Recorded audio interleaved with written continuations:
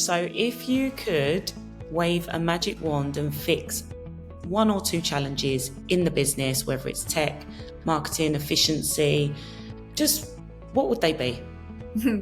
My first one would probably be, I would love to get everyone just on a cruise. If it was easy as that, I mean, you've said it yourself. As soon as you got on, you're now converted. I feel like if we could get everyone just on a cruise, even if it was for a couple of nights, just to get them to experience what it's actually like, I think it would change it massively for us, because one thing for us is that getting that new to cruise is so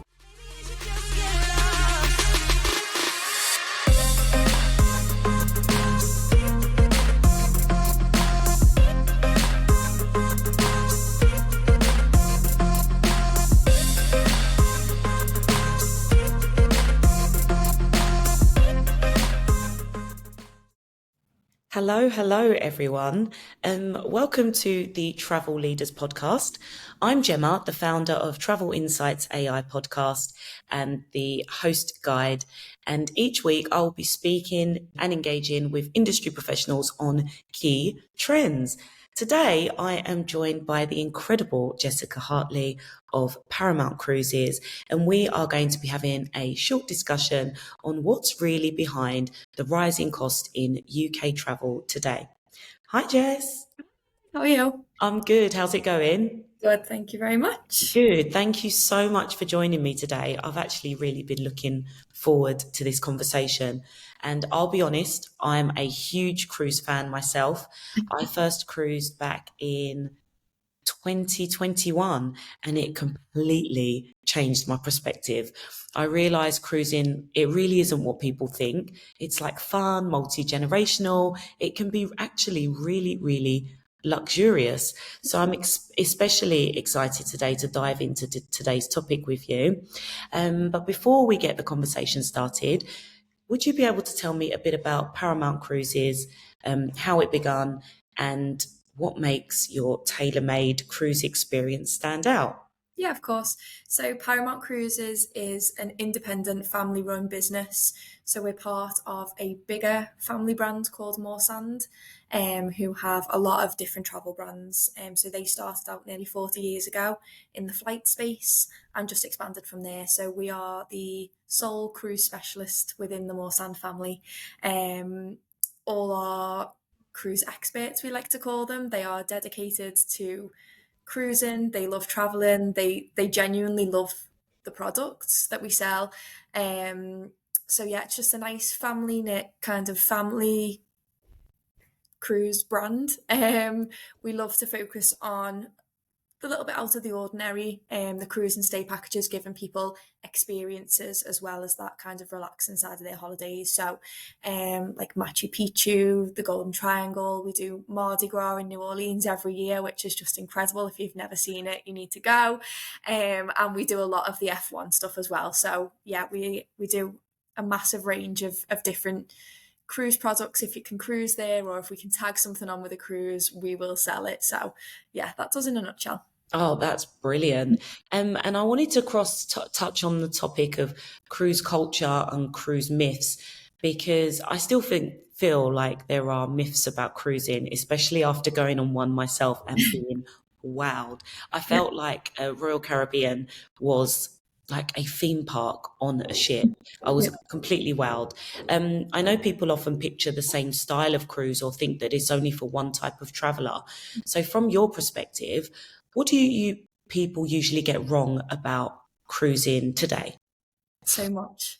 It's my biggest challenge every day is to get new people to cruise. So the biggest myth still going around today is that it's for old people. It's really traditional. You have to get dressed up and suited and booted every night in your ball gowns and your tuxedos. It's not like that at all. We are seeing every year the average age come down. The younger travelers, the more adventurous demographics, they're leaning more towards cruise, because depending on what cruise line you want to go with, you can do those more adventurous. You can get into those smaller ports that maybe the bigger cruise ships can't get on, or you do want all the glitz and glam of the rides and the roller coasters and things like that. So there is something for everyone. And I know that's Okay. probably overused saying, but there Yeah. is something for everyone. If you want to go to the Antarctic, you can go to the Antarctic on an expedition, or if you want to take the whole family on like a multi-generational holiday, you can do that, and you can find a ship that's got like the kids clubs, the water slides, the fine dining, and everything for every age. So they are a lot more multi-generational now than they used to be. They're not as traditional. You can go to dinner in casual, as long as as long as you're not in like your flip flops and a vest. But you don't have to go in like a tuxedo every night if you don't want to. So there is that flexibility now. There is a lot more choice Yes. in the industry. And I feel like post pandemic, there is a focus on quality. So people are looking to spend their money in a better way. They're looking for Right. that value, although they're still looking for a good price. But cruising has all of that, and that's what we're trying to get out there in the market. Is that you step on board and you've got your meals included, you've got your entertainment, you've got a number of destinations in one holiday. Yeah. The whole So family. the expectations have evolved in the past few years, but they've become more clear and people know what they want, basically. Yeah, and if you compare a cruise holiday to a land holiday, I feel like, and the proof's in the pudding, the value you get on a cruise holiday over a land holiday is exceptional. So yeah, that's one thing we are trying to kind of get out there, is the value for money, and how things are changing within the cruise world. It's not the Titanic. It's not. No. It's not. It's not You Jack and don't. Rose getting ready for the captain's dinner every night. It's not like that. You know what's so funny? I remember just thinking, I'm going to have to wear like a life vest when I get on the ship. Like, can you imagine someone? I'd like to think I'm well traveled, a seasoned traveler. And then I was just like, my first cruise, I was acting like I was going to have to wear a life vest to get on the boat. And I thought I was going to be like rocking from side to side. It's It's just not. It's nothing like really not that like that. at And all. an easy way to describe it is like a floating hotel. It's like a floating resort. So Yeah, you've got kind of everything you would expect from your resort. If you went to Mexico, and you've got that all inclusive element, you've got the entertainment, you've got everything in one place. And people think they're stuck. They're not. You dock somewhere pretty much every day. It may only be 1 or 2 days, depending on your itinerary, that you're at sea, where then you get to explore that resort at sea. You've got all the dining restaurants, you've got all the entertainment, you've got zip lines, you've got rock climbing walls if you want it. Or if you don't want that, go to the adults only, or there's absolutely. places for you to relax if you're worried No, about kids. There's it. I think there's just a lot of things that people maybe don't understand, and there's a lot of jargon, and there's a lot of different things, rather than an all-inclusive in Tenerife. It's quite easy to understand, whereas that's what we're here for. We're the experts. We like to break that down, and we like to make sure that there's the right person on the right cruise. We won't just sell you anything because we need to hit our targets, or it's our preferred cruise line. Our sales team are so incredible in making sure that the right person gets on the right product. I love that. Otherwise, you're going to have a terrible time because you don't like it, and then you're going to come back and say, "Well, why did you put me on that? Why did you sell me that?"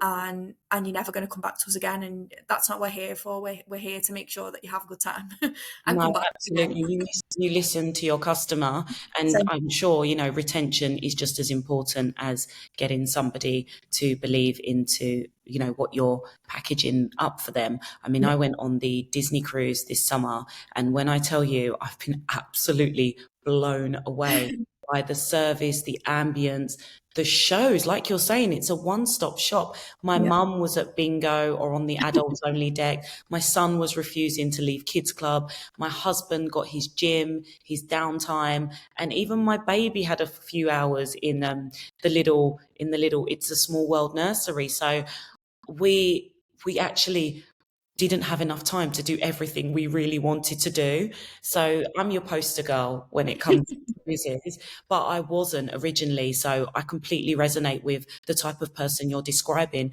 because I actually think that was once me. So yeah, I really look back, and I think for everything that we had included, we all had the best time. There was something for everyone. And I think we only got off once or twice in the 7 day sale.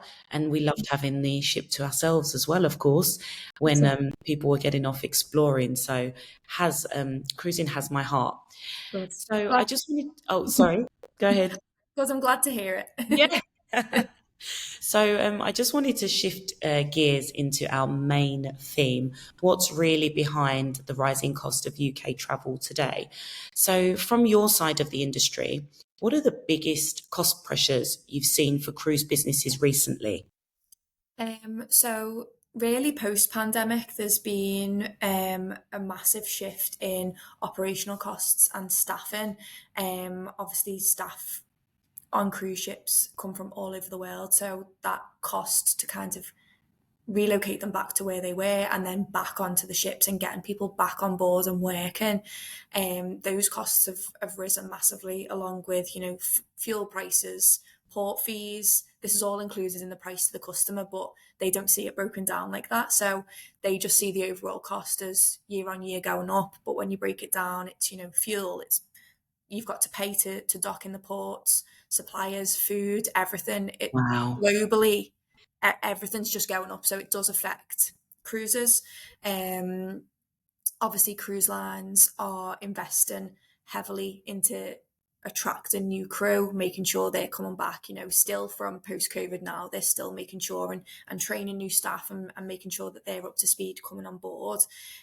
So all this cost kind of filters through to the customer at the end of the day. Yeah. So that's been a massive thing for us, especially, post COVID, people were getting a lot higher costs compared to pre-COVID. They'd be able to get incredible deals, and then all of a sudden their holidays were cancelled, their worlds were turned upside down. They've come back and think, okay, yeah, I can probably get the same deals. It's not quite the same. So we have had that challenge. For us as a whole, there's just been that kind of shift in focusing on the value for money. So yes, you can still get those deals, but you've just got to be a little savvier about them. So for us mainly, we've started working even closer and leaning into those supplier relationships. So we do a lot of cruise and stay products. So we've been in talks with hotels to get better rates for our customers that way. Obviously, I mentioned Morsand started out as a flight company. They still are a flight company, so we've got amazing relationships with all major airlines. So we lean into that when we can, and use those relationships to the best of our ability, really, just to kind of, when we're packaging those holidays together, just making sure that we are giving our customer the best value for money. It's not always the cheapest cost. It's not always going to be the cheapest on the market, but at the same time, it's coming back to that expertise of in destination, of making sure our customers aren't being put in a 2-star hotel when they're going on a 5-star cruise. Yeah. We, So you're we want, maintaining that premium guest experience that you're known for. yeah, but then it's also educating the customer on that value for money product, like, piece again. It always comes back to that, when you break it down and you're looking at your flights, your hotel, all your transfers, your food, your entertainment, your drinks, like everything broken down like that is still incredible value for money. Yes, the costs have gone up as well as everything else in the world, but we are doing our best where we can to bring those pounds down a little bit. Oh, yeah, no, that's amazing. That's really good to hear. Are there any other particular challenges that you might face, staffing, supplier costs, or marketing that might stand out? Yeah, for us, marketing has been a massive one. Digital ad spend now is a lot higher than what it used to be. So the likes of Google and Meta now require us to spend a lot of higher budget to Okay. maintain the same reach. So we've just been doing what we can tech wise to kind of balance that. So pushing kind of organic traffic, SEO. We've built a new website, so all of that is kind of helping with the money that we're still spending ad spend. Okay. That's great. Good. So, despite those pressures, Paramount Cruises continues to deliver a strong guest experience, as you've explained. So, how have you adapted operationally and strategically to stay ahead? I think you've kind of answered that, but if there's Yeah, anything else that you could think of, like, you've pushed more into marketing actually, you've already said. So yeah. what's been the most rewarding part of leading through such a dynamic period of travel post COVID? Because Mhm. this just shows your resilience in a world where I've spoken to people where COVID, did shut down businesses. It almost crippled many. So to see you bounce back, pivot, because you can't stay the same in an evolving world. Yeah, what's been the most rewarding part of seeing this dynamic? So like I mentioned, we've really kind of pushed into the digital innovation of the company. So we've just launched a new website mid-May, which has really kind of turned how the business works on its head. So we've launched online bookability, and the customers can kind of go through a lot better of a journey than they did before. We've got more content on our website, and we've really leaned into the authentic marketing side of things. So we did a campaign with Amma Waterways where we produced an eight episode video series, and Mm. took people into kind of like the guest's perspective, so a point of view series on board.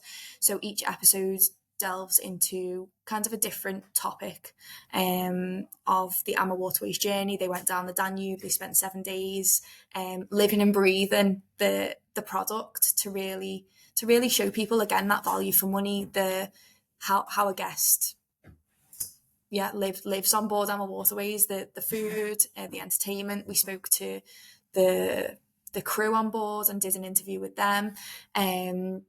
So yeah, we've really been kind of leaning into that. Thanks so much. So, if you could wave a magic wand and fix one or two challenges in the business, whether it's tech, marketing, efficiency, just what would they be?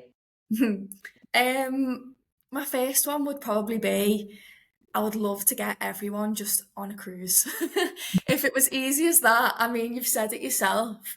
As soon as you got on, you're now converted. I feel like if we could get everyone just on a cruise, even if it was for a couple of nights, just to get them to experience what it's actually like, I think it would change it massively for us. Because one thing for us is that getting that new to cruise is so difficult, because of those myths, because of the perception of cruising.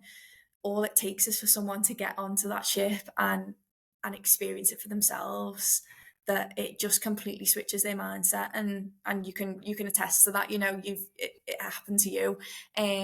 So that for me, if I could just wave a magic wand and just get everyone on board a cruise ship for a couple of days, that would be amazing. But realistically we can't do that. So I think I'd love to kind of tackle the rising costs in digital marketing. So for us, like I've just said, it's a massive thing for us. Digital marketing kind of kept us afloat. Yeah, We don't have a shop. We're online. We're an online agent. So getting our brand out there and getting our voice out there is costing considerably more than it did even a year ago or 2 years ago. So just to acquire a customer, do you mean? yeah, yeah. So new to cruise is a massive focus for us. So for us to be able to kind of guide them through the right journey that we want them to, and not just kind of push hard sales down their throats all the time, it's costing us more and more. So especially for an independent business like us, we don't have the backing of multi-million pound investors pumping money into us and making us have massive budgets every quarter. We rely on our relationships with the cruise lines. We rely on our relationship with tourist boards to make sure that we can kind of do this co-op marketing between us and gain those new to cruise customers and get those loyal customers back, and make sure that our voice is heard in such a saturated market. There's so many players in the game. There's so many big players in the game, and for us to be kind of fighting that battle, we're still there. We're still fighting, It's for our amazing. voice to be heard. But yeah, it's costing us a lot.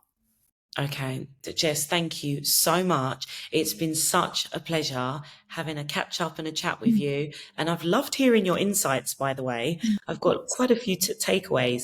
So before we finish, I have to ask, as a fellow cruise lover, do you have a favourite ship or itinerary that you personally love? I always get this question. I think it depends kind of what I'm looking for out of a holiday. So I love Virgin Voyages. I love that they're different. They're new to the market. They're modern. It's what I like in a holiday. It's got kind of like that beach club vibe on top deck in the Caribbean. It's probably one of my favourite. But I cannot ignore the fact that last year I went with Amma Waterways down the Mekong River. And that for me was just kind of like one I'd never thought I'd get to go on. It was kind of like a bucket list moment. We spent time in Siem Reap. We sailed down the Mekong. We got to meet families who just lived kind of off the Mekong in the deltas, and they invited us into their homes. We went to temples and got blessed by monks, ended up in Ho Chi Minh, and then went to Singapore. And that for me was just incredible. I would tell, and I do tell everyone who I talk to if they can do that, do it, because honestly, it was just a massive tick on my bucket list for me. Wow, what a dream. And I love Asia. Huge fan as well. I think a bucket list would be a cruise on maybe the Asia side to Yeah. pair in. And then I always end the episode with asking, is there anywhere on your list for you to go in 2026? 2026 outside of cruising? So personal, is there somewhere you would tell people to watch out for, or somewhere that you'd personally like to go? And then we follow it on every series and hear people's suggestions. Yeah, I think for me, outside of cruising, I would love to go to Tanzania and do a safari and pair that up with Zanzibar, do a bit of both, so like adventure and relaxation on the beach. I think for that for me, next kind of land holiday, that would be it. Cruise wise, I would love to do Alaska. That's really high on the bucket list for me, where they get the husky puppies on board in one of the ports. And yeah, that for me is just a massive, massive bucket list moment. So yeah, Alaska and a safari, definitely. Two polar opposites, Yeah, but completely. combined could be your whole dream year made up. Yeah. Yes, that is absolutely brilliant. And honestly, I can't thank you enough for taking the time to talk to me on the podcast. Thank you, everybody, for listening in. Finally, where can our listeners find out more about Paramount Cruises? Yeah, so they can go to our brand new website, which is paramountcruises.com, or our socials are at Paramount Cruises. And everything's on there. You'll probably see my face talking about some sort of holiday or on a cruise ship somewhere. Yeah, we've got loads of fun content. So yeah, head over and give us a like. Brilliant. Jess, thanks so much. And I hope you have a lovely day. Oh, thanks so much for having me. Take care. Cheers. Bye. Bye. Bye.